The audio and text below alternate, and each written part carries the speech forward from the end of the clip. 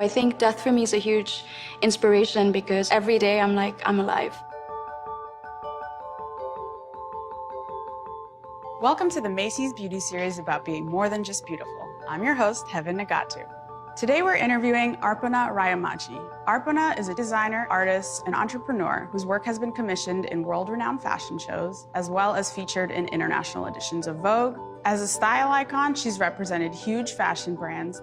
Let's get to it. I never saw myself as a jewelry designer, and in retrospect, I'm very happy because it's allowed me to present myself to the world, and it makes me feel like I have something to offer, and it's a way for me to communicate with people, and hopefully this is just a start. You're an artist, designer, and model all in one. Just briefly explain what your day is like. I like to think of myself as jack of all trades, master of some. Okay. I'm basically, my days like I work in my studio a lot. And so my basic morning routine is drinking my green tea because it's very important. As for skincare, I love serums, I love essences, a lotion, like moisturizer. For makeup, I'll maybe just use a little concealer and then maybe a little lipstick and a little blush. So the first thing I'll do is I will wash my face with a very mild cleanser, and then I go straight for essence. Who were some of your beauty and style influences when you were growing up as a kid? Stylistically, maybe Jimi Hendrix. I think he was Jimi Hendrix? Yes. Okay, let's talk about it. I mean, he's incredible. But I do think one of the things that people forget about is that he had impeccable style. The clothes don't wear him, he wears the clothes. And I think the whole era of rock stars being very androgynous and breaking all the rules, there's something still very appealing about that. Anyway, after the essence is this incredible green tea watery lotion. This is something that I learned on my trip to Japan, and also when you look at all these videos of people, they just go dab, dab, dab, dab, dab. And after applying the lotion, I also love wearing sunscreen. So I'm using this tinted Estee Lauder SPF, which gives you a slight coverage. They say that the less you touch your skin, it's better for it, so I just do that. So how did you go from being an appreciator of jewelry to a businesswoman?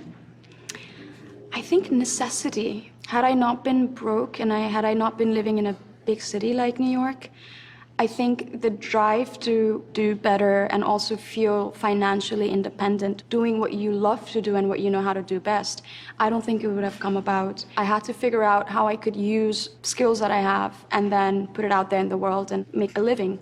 So you hand make every single piece that you sew.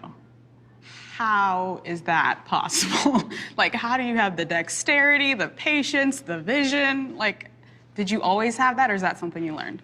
I think patience is something you cultivate over time. But I think if you want to expand and if you want to reach a wider audience, at some point you have to let go of control a little bit. So that's another practice, Letting go? Letting go.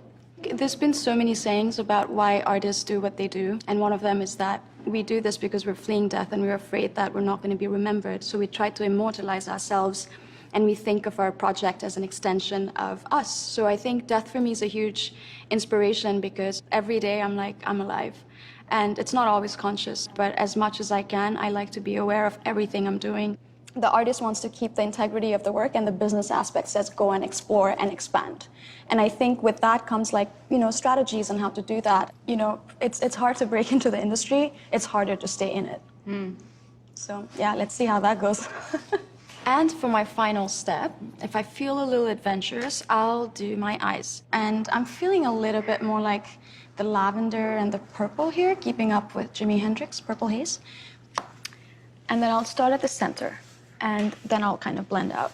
There was an Instagram caption that you post where you're wearing your signature sort of layered look, and the caption is, "Less is more, only in places where excess is the norm." What do you mean by that? People say less is more, less is more. And the minimalist concept of don't do too much, it doesn't look chic. I think when you have so much going around you and you have so much so much access to everything, you're like, no, I want little things. But the thing is that it only applies to aesthetics. It doesn't apply to a lifestyle. So for me, the concept of less is more, why does it only apply to fashion? Why not in your life? I think I'm done. I love it. Thanks, Arpana. Thank you so much. And that's our show. See how to recreate this look as well as more inspiring videos from this series in the link below. Thanks for watching.